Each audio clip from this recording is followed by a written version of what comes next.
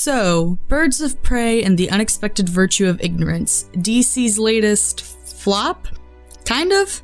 It's not a total bomb. It's already made back almost its entire budget, and it's not going to lose any money. Though it is going to underperform from projections, so it'll fall short, but this isn't exactly a total failure either. Nevertheless, there's still a bit of a debate over why this movie has been underperforming from these projections. I would suspect it's probably that Birds of Prey is a sequel to the universally hated Suicide Squad, and the Birds of Prey isn't a super well-known comic compared to the others we have seen get adapted, and moviegoers have been losing more and more faith in DC because they have continued to put out subpar movies for its DCEU. Shazam was fine at best, Wonder Woman was fine at best, though that one is pretty well liked to be fair, but everything else, it's fallen flat. And while most of the Marvel movies are hardly great films, they tend to be better than DC, so people just prefer to go and see those anyways. But there's also the argument that the movie has failed because of its quote-unquote hardcore feminist propaganda.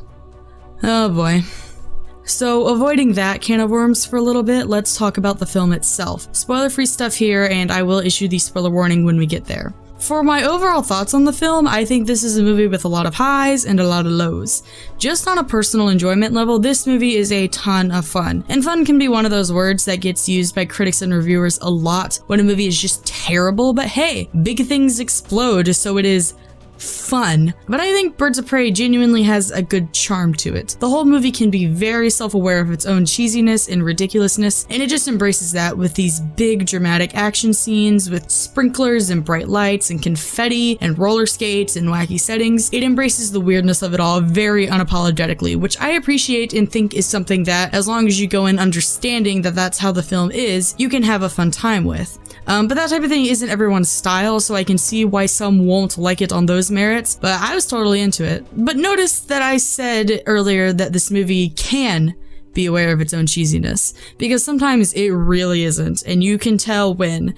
And these are easily the weakest aspects of the script and the worst parts of the movie. Mostly just in the overall basic plot, especially as we get towards the end. The movie starts off with this kind of unique structure, which I'll talk about in a second, and as it moves towards the end of the film, it kind of devolves into this incredibly generic and cliche climax and resolution. There are a few nice action scenes in there that sort of help, but even then there's some of the weaker fights of the movie. But that doesn't change that it's the part of the film with some of the worst writing. Characters make really stupid decisions, people just show up because the plot required them to. It's pretty messy. Not saying that everything up to those points were tightly written and perfect, but we crank things up in a bad way later on. It's been a common criticism that the structure and time-jumping nature of the first part of the film is not great. I actually think that that worked fine for the film. The whole thing is being narrated from the perspective of Harley Quinn, and she literally says that she is going to tell the story in her own way. And given she's got some screws loose, I think a bit of an erratic order with time jumps is fine. I can see that maybe these sequences happen for a bit too long and stop some of the momentum for the film, but I never found it to force the movie to a standstill or too hard to follow after we got back to the main story of the film. I didn't have any issues with that and found that to be a fine choice. And I found pretty much all of the characters to be genuinely dynamic and interesting, with one big exception and one smaller one that I will talk about in the spoiler stuff. There's also some really nice songs on the soundtrack. There's this really cool rendition of Hit Me With Your Best Shot in particular that I really loved.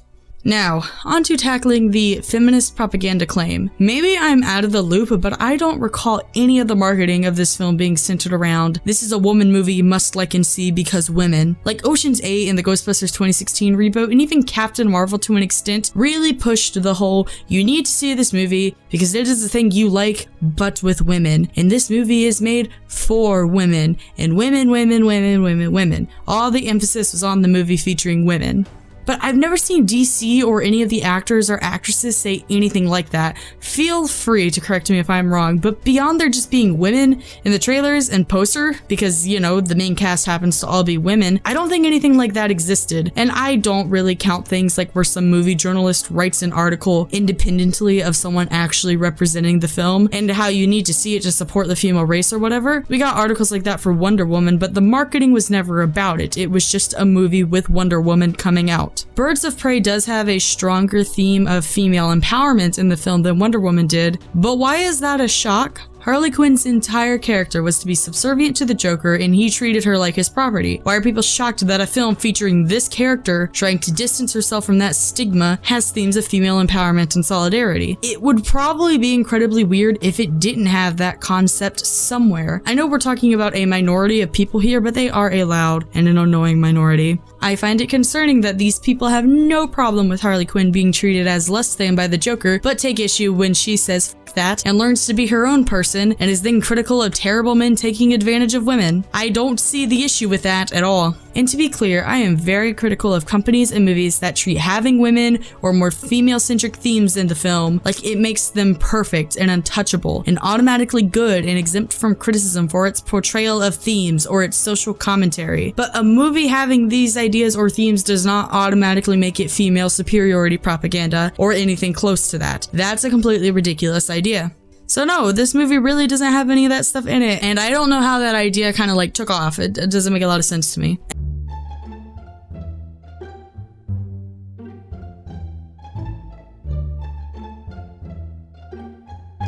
And for the final non-spoiler thing, as far as a recommendation, it's hard for me to say if I definitely would or wouldn't recommend this. I think it's more up to personal taste. If you really like tight scripts and solid writing, this might not be the best for you. But if you like movies that just don't care much and are more interested in a fun visual experience, you'd probably like it. I think this movie is at least worth giving a shot. I've heard a lot of comparisons to Deadpool, but this is still very different from Deadpool. Do not go into this expecting something close to Deadpool. It shares like a few certain traits, but it is still a very different movie. It's its own thing. Just don't go in expecting that. And now onto the spoilers discussion. The characters, especially Harley Quinn, Black Canary, and Cassandra, are actually three-dimensional and have a lot of depth and conflict to them, which in a world full of so many strong female characters from these big companies that are so flat and one note, it was kind of refreshing to see. Harley Quinn is so much more of a character than she was in Suicide Squad, and the movie actually utilizes its greatest asset of Margot Robbie by giving her a complicated character to portray. Renee Montoya was not as interesting as the other three, but she still kind of felt like a person, and I found the little gag of her talking like an 80s cop and the other characters calling her out kind of funny. But the most one note by far is Huntress, and she is not one note in the sense of her being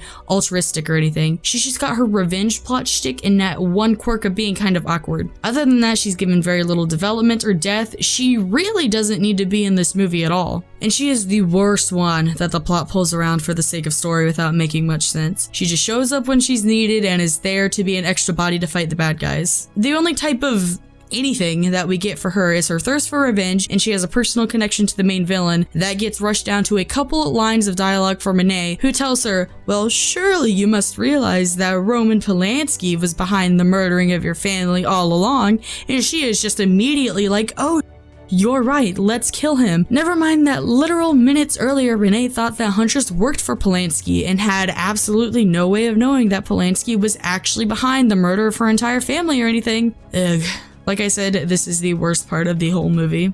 And Black Canary does that same dumb thing they did with Diablo and Suicide Squad, where she just won't use her superpowers for some reason until, oh, big final moment in the battle where she finally decides to use it. Like, I don't think it's as bad here as it was in Suicide Squad, and she does like pass out from using her power, but it's hard to see how that would be a thing consistently if her mother used the power to fight crime. You probably don't want a superhero who passes out every time they use their power on the Force. Also, side note, the way she passed out was like unintentionally hilarious to me. The way she just dramatically flopped to the ground was fantastic. But before all that shenanigans, she actually seems like a really good person who was given the job and a chance by someone who is a not so good person, but she just kind of kept her nose out of it. But once she becomes his driver, she sees more and more of just how bad he is and decides to help the good guys out. This is fine, but it was really unconvincing how she just decided to be Renee's spy after explaining her gripe with her mom getting killed, at least in part because of the Gotham police, with all Renee having to say was, for the record, that never would have happened on my watch. And this just magically convinces her to help out for some reason, but I will allow it, I guess. It also makes absolutely no sense why the three more heroic characters would trust Harley to be the one to hunt down Black Mask and get Cassandra back. Yes, she seemed to care, but the whole reason they were in the mess in the first place was because Harley was trying to sell Cassandra back to him. Worst part of the movie. I cannot stress that enough. Speaking of the villain, he is great. Ewan McGregor did a great job. He is a great actor. I am not surprised. But the way they portrayed the character was also really well done, and I am not a comic person. I don't know anything about Black Mask from the comics. I am speaking purely in movie terms here. A character trait of him is that he is a misogynistic ass.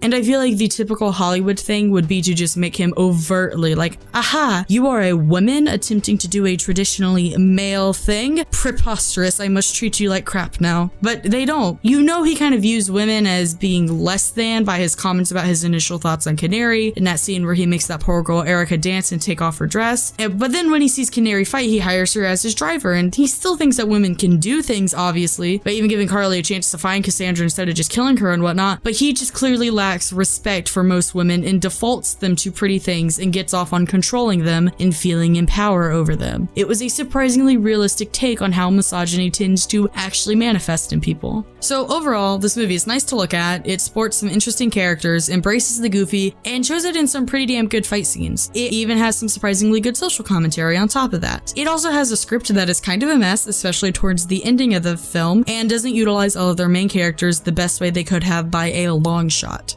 I would like to see more of what Cathy Yan can do in the future. I don't think that this is a terrible debut for a bigger film like this. As always, let me know what you guys think. Did you like the crazy, ridiculous nature of the film, or did the script stand in the way of that? Let me know down below. If you're interested in more from me, you can hang around, subscribe, hit the bell, or you don't have to. It's fine either way. But at any rate, I hope you have a great day. Bye.